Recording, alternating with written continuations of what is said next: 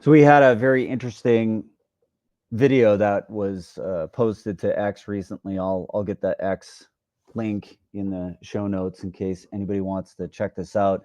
But yeah, this guy on CNBC, and he says something that I thought was super interesting. Not really a new topic for anybody that's been watching us talk about these things, but now is being said on CNBC and live TV that Bitcoin is going to be the international settlement layer.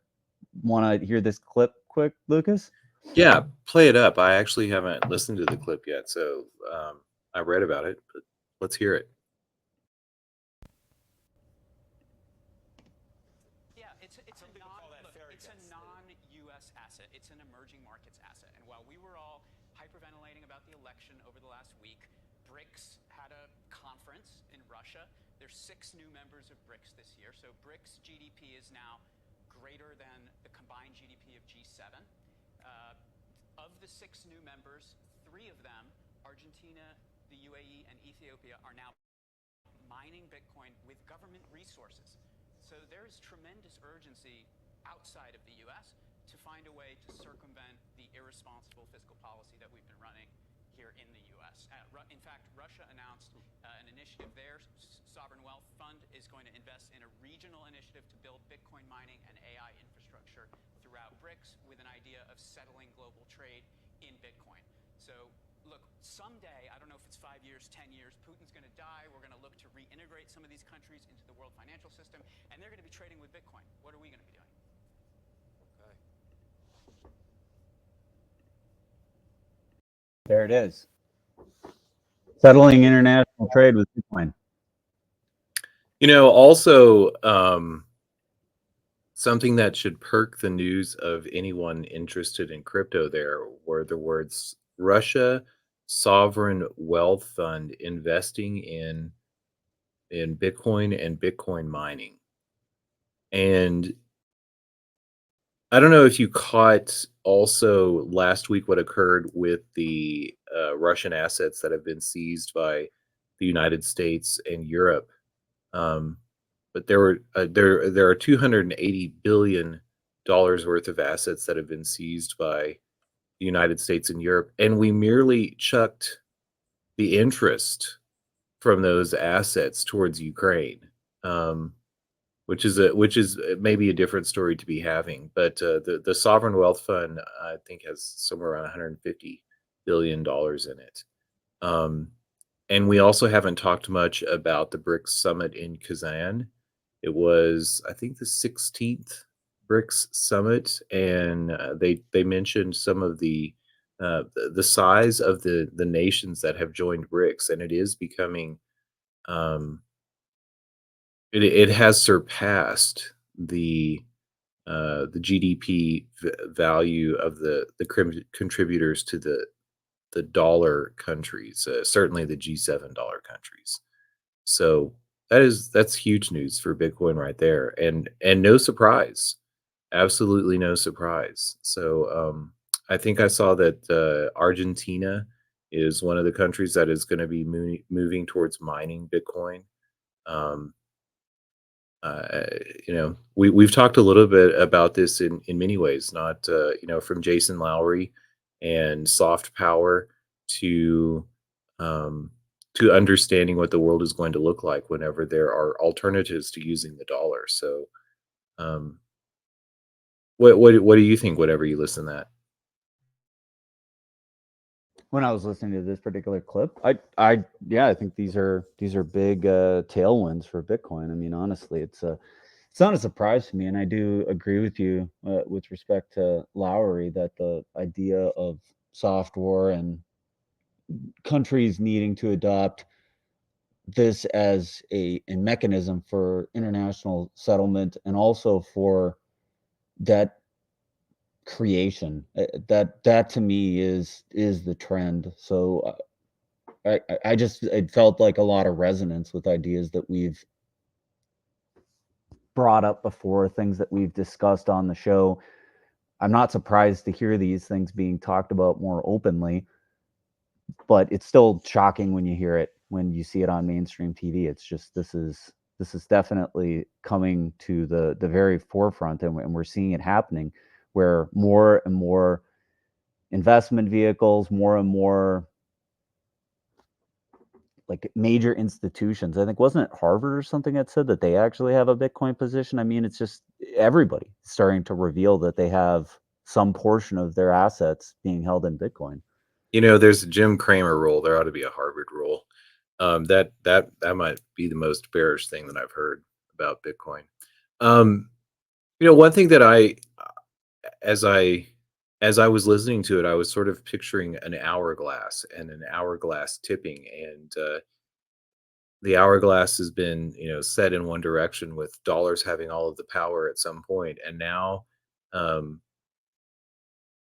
I guess what makes that interesting to me is that we've created $34 trillion. Oh, did you see that Russia also fined the United States a net zillion? I think was the word, a net zillion dollars for turning off their for turning off all of their TV stations. Which is both a message. It's also funny how our concept of what the value of things are has been solely set by one country, and even though we're pricing assets in other sovereign nations around the world, uh, they are going to be trying, or not going to be, they have already been trying to get away from that, as far away from that as possible, as far away from the ability of the United States to seize their assets, $280 billion worth of their assets in some cases, and to have actual control over them. And I think what we are also could possibly see is a whiplash in what we see in, if dollars come pouring back to the United States, and if we think that we've seen price inflation in the past, we could really be seeing price inflation coming, and unless something happens with dollars that were distributed throughout the world. If everybody's selling them, then the purchasing power of the dollar against assets around the world will plummet. And at some point, we're going to see and begin to understand that in the United States. I don't know if we want to talk more about Bitcoin, but I know you saw the Rogan and Trump interview. I know part of the narrative against Trump, or one of the things that he is beginning to turn to, is tariffs, and I think it has a 100% to do with him understanding that this is going to become an issue for us imminently. Well, he specifically mentioned something historically that I thought was pretty interesting, and I actually wanted your take on that. He references McKinley as being the tariff king. How's that match with your understanding of U.S. history? Well, there's two tariffs in the history of the United States to think of, and one is the tariff that the states assessed against each other. So whenever you go back to the history of I don't know, pre-1870, pre-progressive republicanism, the tariff was how states controlled the um, the monopoly that was agreed upon by the rest of sort of the economic union of the states. Whenever the United States was more like an economic union, the tariff was set between, you know, who got to produce sugar, who got to produce potatoes, who got to produce cows. Um, the McKinley tariff is talking about that shifting. So In this interview, they specifically talk about this. So immediately after they start talking about the tariff, and by the way, in this interview, I think this completely dispels the notion that Trump is somehow suffering from dementia. I don't think it's possible to even have that argument when Trump can come in to the beginning of this interview. They conduct themselves over the course of 3 hours. They do what he describes as the weave, where he's not just reading off a teleprompter, he's not just repeating talking points, but he's reacting in real time to things that Rogan's bringing up. Rogan's challenging him. They're throwing things on the screen. They're having a coherent conversation over the course of 3 hours. To say that this individual has dementia, I think, is completely disingenuous. It doesn't make any sense. It doesn't even hold water to say that at whatever rally where he was playing music, that was because he couldn't do what was needed as president. I think that this interview dispels that. I after having listened to this, and even the part that I've seen where Trump's been challenged recently, where it's been said, oh, he dodged the question about election interference on this interview. To me, he brought up like 5, 6, 7 points. Now, whether all those points are valid, whether all of that stuff is true, I'm not attesting to that. I didn't have a chance to go and fact check and look all those things up, but he definitely articulated it, and he made a case for what he thought was election interference, including things like the Hunter Biden laptop and a bunch of other points regarding whether there were legislative approvals to do some of the things that were needed when they changed around the way that they wanted to do mail-in ballots and a bunch of other stuff. Like he definitely answered the question in a way that he believes articulated the problems with the last election. And so I don't think it's genuine to say that he's suffering from dementia or that he dodged those questions, because in my mind, he definitely answered them. Well, I never like to hear a candidate's age as being trotted out as a negative. Their health is a different issue, but whenever I hear Democrats talking about Trump dementia, I say, well, projection is real. And we've seen it. We've seen all sorts of projection from.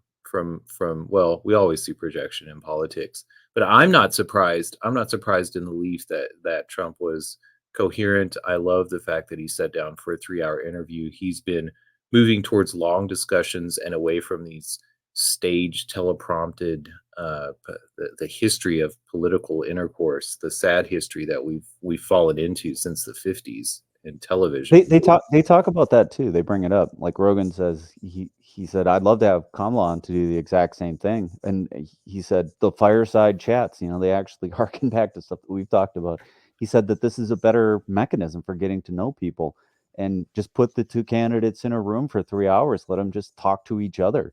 No moderator, no audience, just them having a conversation, and let the cameras roll from both sides so that neither side can edit out the chunks they don't like. I thought that sounded like a great idea. So yeah, they talk about that as well. Just like, what is the true format, and like, will people sit through it? I mean, I sat through it. I think a lot of people will. I mean, I'm totally going to listen to it. I just didn't have a chance yesterday. I didn't even want to watch a clip of it because I didn't want a spoiler to interfere with the experience of soaking in the nuance and the flow of the conversation in the complete thing. Interesting that they brought up fireside chats because FDR was maybe the most powerful president in the history of the United States, and I think it had a lot to do with his fireside chats, with his command of the use of radio at the time. So Kamala Harris, I know that Rogan has invited her on. I think Kamala Harris, if she actually did go sit down for an interview and talked about what was on her mind, defended some of her economic positions and other positions, I think she would be doing a lot better. But we haven't seen that, and she is sticking to this notion of, oh, you can't say that. Like, one thing that Trump has also shifted in our expectation of what we want from a candidate, or what's acceptable from a candidate is you know sometimes he might say things like off the cuff, but you have to take them in context of what he's actually saying. So One of the They, big they things about also. that interview. Oh, Oh, go ahead, Rusty. Go ahead. one of the big things about that interview that we're talking about that I wanted to bring up was that it seems to be suppressed on YouTube, and that if you try to look for it on YouTube, you really can't find that Joe Rogan and Trump interview, and the only real way to find it is on X. Or Rumble. No surprise that YouTube has that's too complex to get into. But yeah, no surprise there. A couple other things that came up in the conversation were they talked about the JFK files, about why they didn't get opened up and whether he'd open them up. So I'm sure you'll find that quite interesting. Let's talk about the tariff, and then let's jump to Okay. other things. Because we got, I was sort of giving I know, too much history too early in the morning. So the progressive Republicans, the Republican movement was founded and was called the Radical Republicans, and the Radical Republicans were about flipping the script as what had been talked about previously in the Union of the States before the Civil War, that states had the states had ultimate rights and could determine whether the question of slavery in the state. And the Republican notion, was that, oh, it's one republic, and the federal government has the ability to tell states no, that they can't have slavery in the state. So federal power state. After the Civil War, that federal power, instead of many questions being decided in the states, the state power began to dissipate and move to the federal government. And part of that was a change in the election of the senators. The change in the election of the senators to popular election had enormous consequences. And one of those consequences is it removes the tension between the federal and the state governments for arguing, for setting the economic sectors throughout the countries, the monopolies that were enjoyed by each of the several separate states. So after that, we start turning to this is whenever we start turning to globalism and to the rest of the world. And colonialism looks bad and not a pretty thing. So we begin to use economy and the dollar to exert our influence and to take advantage of aliens to the country rather than the citizens of the country.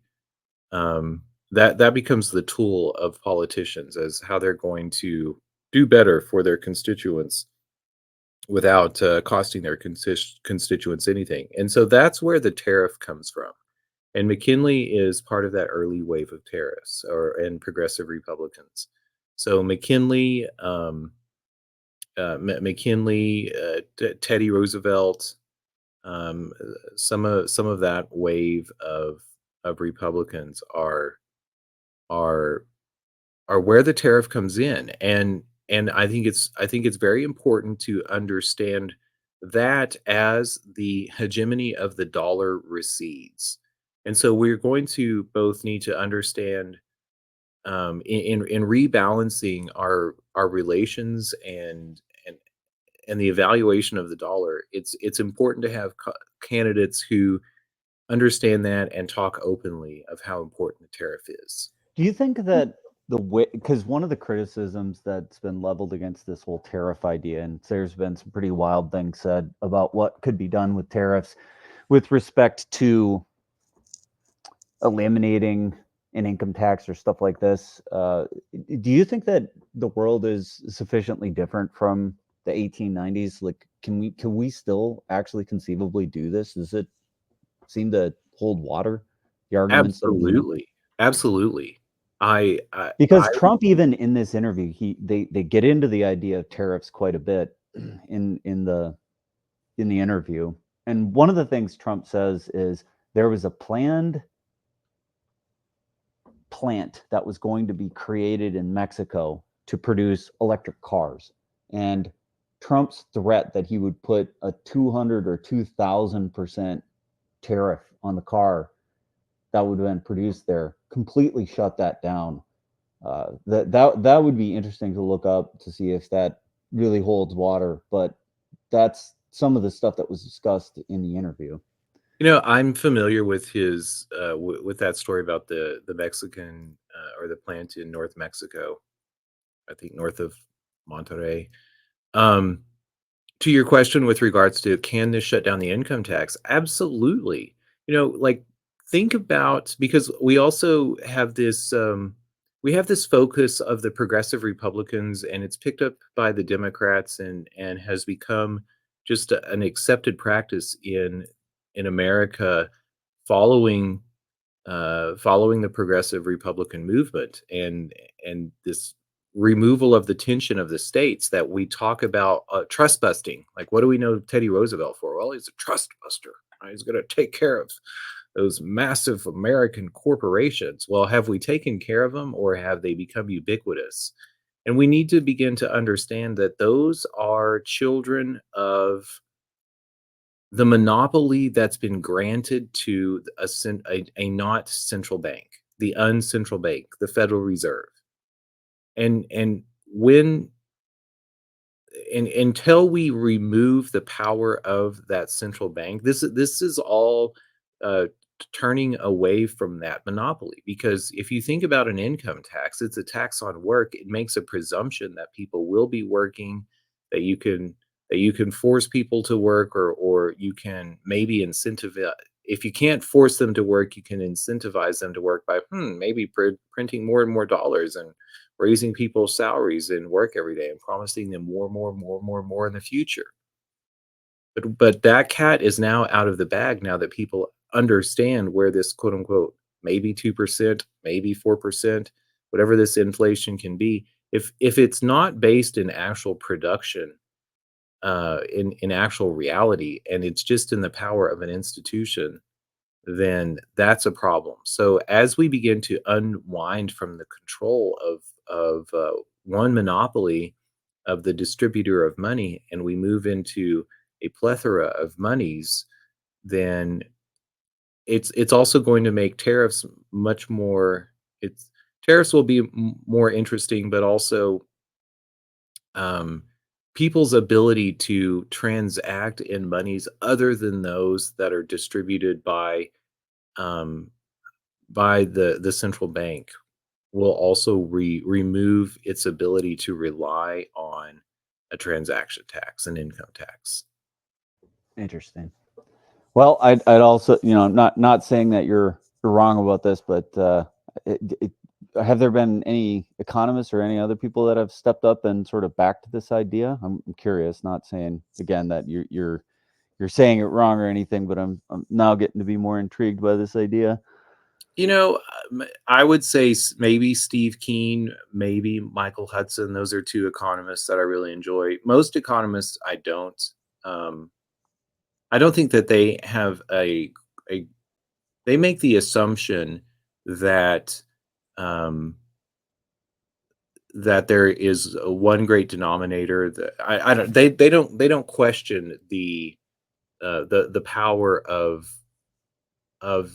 the source of money. And I think it's important to understand that we have used coercion, and coercion has slid into obfuscation and creating more dollars to perpetuate that system. And once people are aware of it, then we have to move to an alternative in the future. Steve Keen, I would say, maybe comes the closest to understanding the nuance here, because most economists do understand that you can't, like, one thing about money is it's very hard to coerce the use of it. There's something they treasure called Gresham's law, and Gresham's law is, in short, good money drives out bad. Well, good money is money that is, we have this notion of soundness. Well, you make money sound by making it something that people can trust. And if you have to force somebody to use something, that means that there's inherent in that understanding is they don't trust it, or else they'd be using it anyway. So, some other fun sound bites that came out of this interview. Trump calls Macron a wise guy. He describes some interactions that he had with him, which are pretty awesome. They also, like I said, they got into the JFK files, whether it would be released, and he said that there were conversations that he had during his initial administration where he had opened it up, read through a bunch of it, had planned to release it, then got asked to not because there were quite a few people that were still alive that were implicated, and he said flat out, "If I get elected, this thing's getting released." Like, Did he say on the interview? Did he say asked not to? Do you remember? Yeah, yeah. He recounted a conversation that he had had where they said with please Mike Pompeo, director of the CIA, and in another interview, he said Mike Pompeo begged him not to release it. And I believe it was it was actually Bobby Kennedy who told the story. He had a conversation with Trump. He asked Trump this same question, and Trump told him, I was going to release it, but Mike Pompeo came to me and said, please, begged him not to release the information because it would make the CIA look so bad. So So yeah, that was fun. So calling Macron a wise guy, the JFK thing. Bobby Kennedy came up too, and they talked about third-party candidates, Reform Party, Trump's early thoughts on whether he'd get involved in politics and how he might get involved in politics. Just some really interesting things. And I also saw that Kennedy has put out a video on X where he said there was this idea that we'd want you to vote for me in certain states that no longer is the case. He's like, it's just vote for Trump. Like, don't even bother casting a vote for Kennedy. I don't know if you saw that. I did see that. I wondered if you had seen it, and I thought that was Bobby Kennedy seems to me to just be very focused on change. And I know there's a narrative of a third of looking for the third party candidate, but I'm much more interested in politicians who are willing to jump on a bandwagon. And I like to think more so than we have elections that are about two different parties, but there's a bevy of ideas in those parties. And look at how the tariff concept has risen to prominence in the Trump campaign.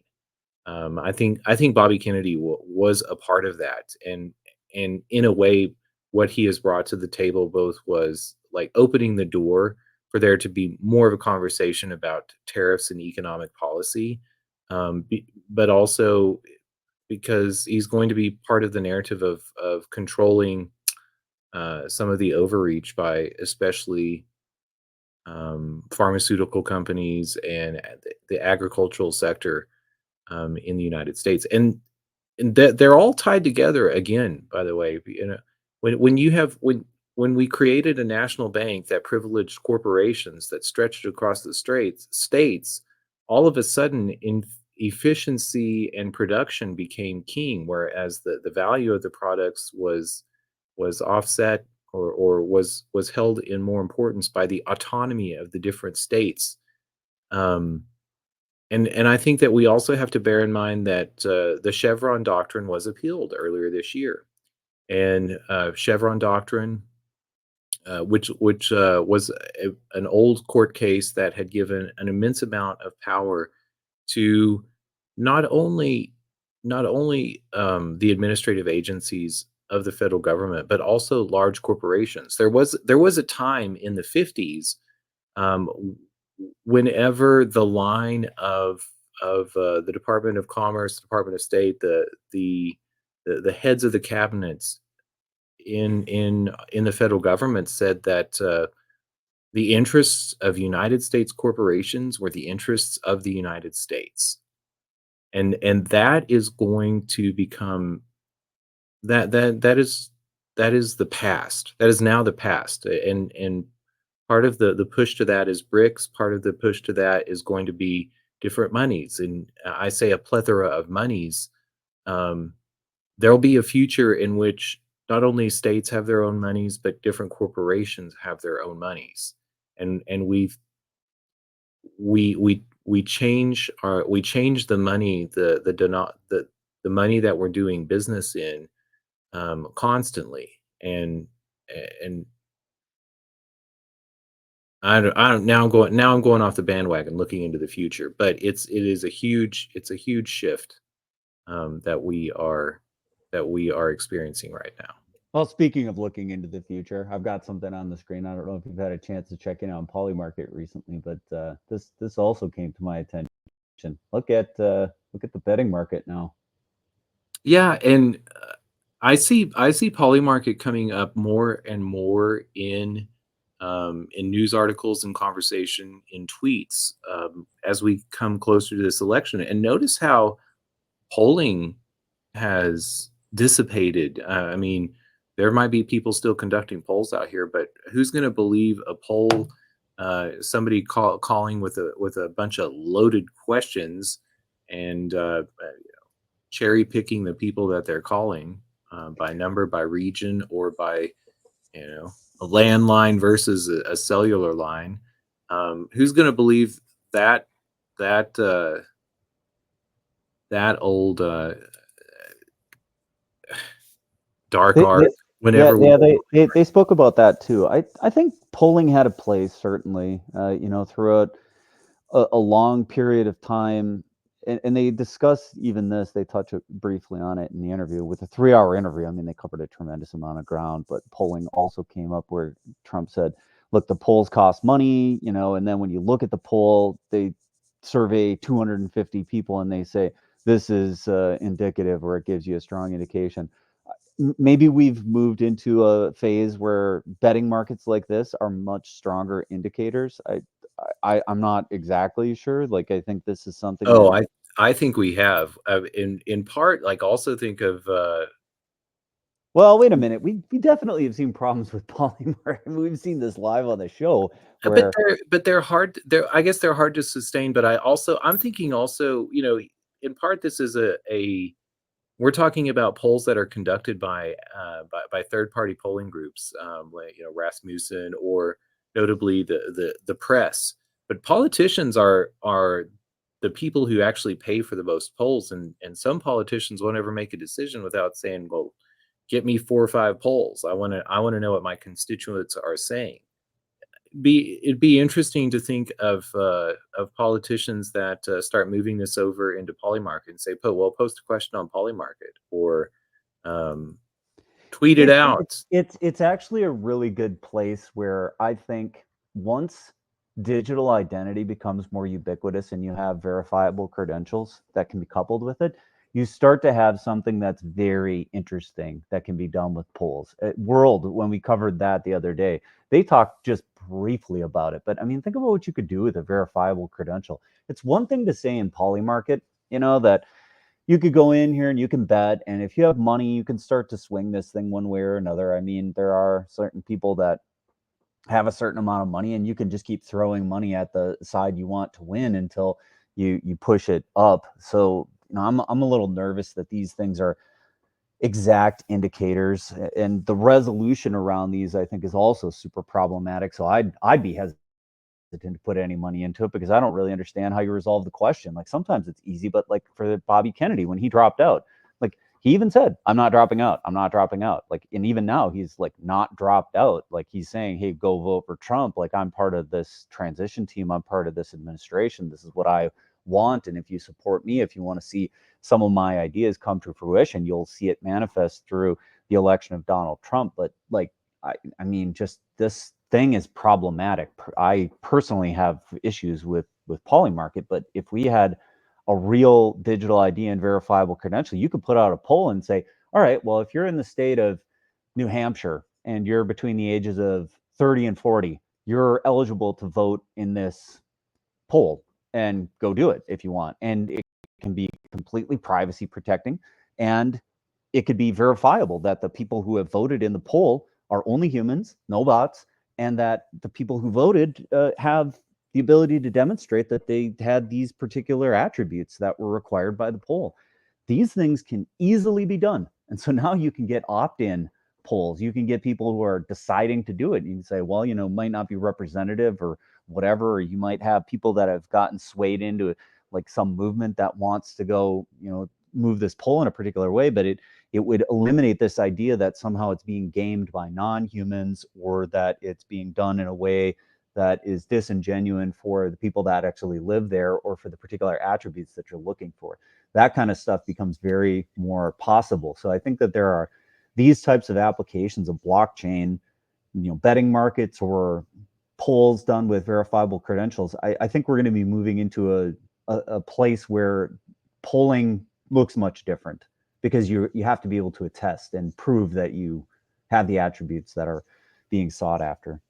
Well, and I think the intersection, digital identity and verifiable credentials is the intersection of when votes become money. You know, we have this great fear of Citizens United and the pressure of money in the United States. Well, that's because we've not only created a monopoly of the central bank, but we've created an economic sector that is privileged over all the other sectors, and that stands in line next to that bank, and that is the banking and the finance sector. And so whenever say a political campaign or a district or a politician has that ability to be able to affirm digital identity and become an issuer of verifiable credentials, we have an intersection there. They become a creator of money and have their own soft power.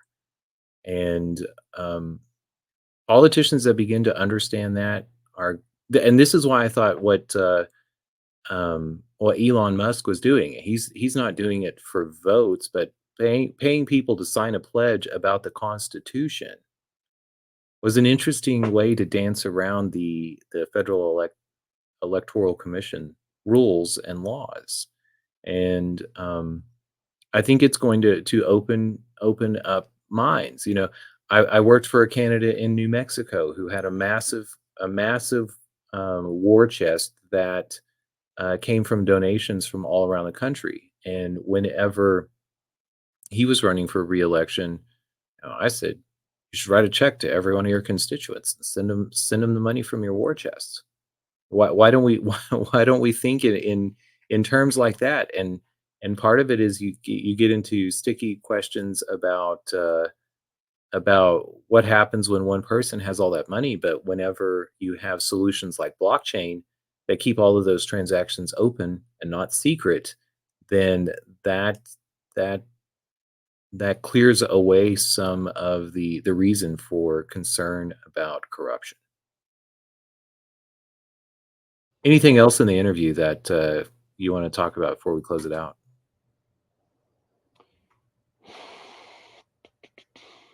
I thought there was the one other thing that I thought was interesting that they talked about was oh my gosh, my mind just went blank on the last point that I wanted to bring up, because I got a bit distracted thinking about this other part. Well, I hope I got you to thinking about the cross of money in politics. Rusty, was there anything else in the interview that caught your attention? I haven't really got a chance to watch the whole interview. I've seen a few moments that they captured on other posts and mentioned out. Nothing really struck out to my mind. It was what I think, a very good interview. It was a very long interview, and I think that the fact that Trump was coherent throughout the whole thing and made some good points. And then I brought up the point that it is being shadow banned currently on YouTube, and it goes to show that there is one side of the bias here that does not want this video to be seen, or this interview to be seen, because it does make some good points. Yeah, talk about projection and censorship is real. I did think of central casting. That's what I wanted to bring up, because these things got dropped just like offhandedly, and it was, if you know what these things are, if you know what they're referring to, then they stick out like a sore thumb. But like, if you don't know the backdrop for some of the ideas that are being discussed, it's easy to not really even pick up on it. Are you familiar with that term? Have you seen that one get thrown Of around? I know. of course. I mean, central casting goes back to, again, the television era. I brought up the how television changed politics, but also central casting comes from a time whenever television was heavily censored. And there were only a couple of acceptable concepts that could be conveyed through television, and part of that alternate reality that was created were these stock characters that were trotted out. So you had grumpy old miner, you know, uh, any number of, we can think. I don't want to root through what in what regards do they bring up central casting in the interview? You know, it's interesting because I think this is one time that I've seen Wikipedia not actually have a comprehensive article about what I'm referring to here. Central casting is this idea that that certain people are you know being that there's a role that's being played and that they aren't necessarily always the same person on the screen that you're seeing. I think that this criticism has been leveled at Biden several times that he clearly has trouble walking around, and then all of a sudden you see Biden break out into a dead run. Like, how is that possible? Like, how do you have Biden in one case just barely able to stand, falling downstairs, some of these other things that are indicative of somebody who's got some declining health issues, which was one of the reasons they've said why he should be replaced, and then he can break out in a dead run and clearly not have any of those issues. So I think what's being discussed, or at least what Trump was alluding to, is this is an idea that not every time you see somebody in a video that it's always the same person, but rather that there are roles that are being played, and that those roles are being played by other people at different times, and that central casting is part of what's going on here. At least that's what the phrase I have come to understand means. I think it. I don't think it's talking about multiple people playing one politician. Although I've heard that, especially in the case of Joe Biden. Well, when you hear the interview, you tell me if you think it's something different, because I think that's exactly what he's referring to. No way. Well, maybe That's why I'm pointing it out, because it was so interesting. Like calling Macron a wise guy, like these little things, just the little things that he drops, just in a very offhand way, I think are kind of interesting. Well, when you were talking about central casting, I was also thinking of Zelensky and Reagan, and how convenient it was to, Reagan pretended to be a cowboy. He wasn't a cowboy; he was an actor. Zelensky pretends to be a tough guy. He's an actor. Um, I'm more disposed. I'm more happy about the notion of a reality TV star, Trump, and somebody who like at you can't our minds change too often to say what's really on our mind. But it's nice for a politician to sit down for an unscripted 3-hour interview, because we can delve into some of the nuance and get into how they're thinking, with that incredibly long form. I don't know that it's been done before. Even FDR's fireside chats were, uh, if not scripted, they weren't a dialogue. They were a monologue. So that's a huge jump for Trump to be sitting in front of somebody and having a 3-hour conversation, that's not scripted. You know, now we're way over, but I also thought of one more thing, which maybe we'll put it on a back burner, but actually we'll save it for later. I was going to say let's talk about Puerto Rico, but we're well over time, and we'll go way over if we talk about Puerto Rico. So we'll save it till. Well, and here I did a search on Google, and I can't find anything after 2019, but here is exactly the point that I brought up, right? See how it says an interesting comment and just gets thrown out there. I mean, there's something that's being said here that's a little deeper than Well, he's what he's you're talking. thinking.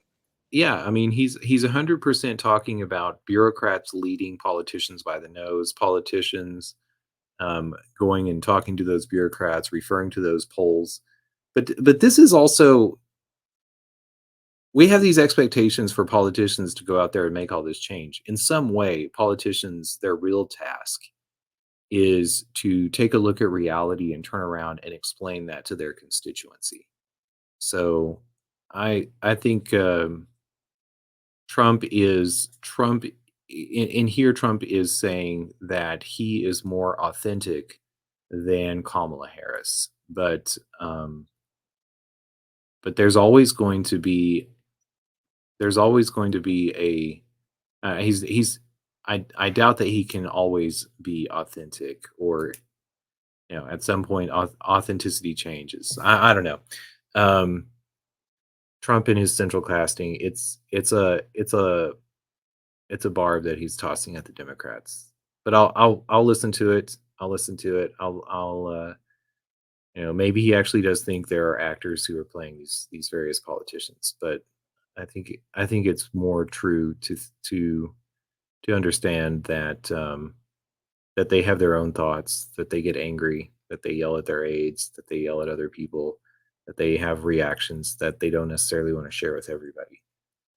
But Trump is much more comfortable sharing a lot of his reactions and his emotions than any other candidate we've ever seen.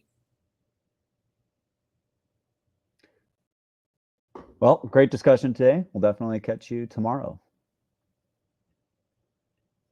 Should we tell him what we've got coming?